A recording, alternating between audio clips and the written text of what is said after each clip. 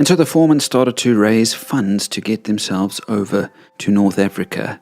And they asked a whole lot of friends and spoke in a bunch of churches to try and get some support. And then 9/11 happened.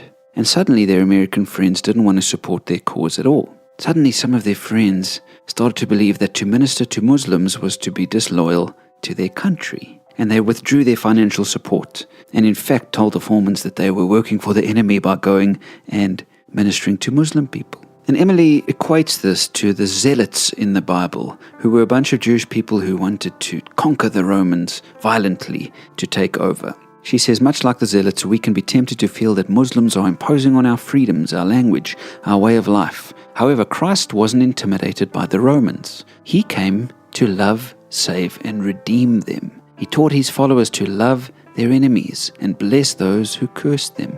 Matthew 5 verse 44. What a contrast to the zealots. She said, our enemy has become Al-Qaeda, the extremist Muslims. She said, what if we do choose to love our enemy? What if we decide to take Jesus' words seriously and fight fire with love? And so even though Muslim extremists had wreaked such havoc on the American nation, these two people decided that instead of fighting back, they would love back. Turn the other cheek, as Jesus said, and go and spread the love of Jesus to the Muslim people. And I love what she says at the bottom of page 22.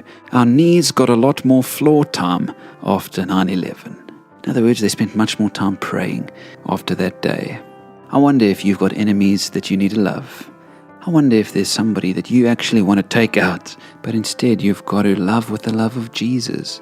You know, this whole book for me was an eye-opener that told me Muslim extremists are very few and far in between.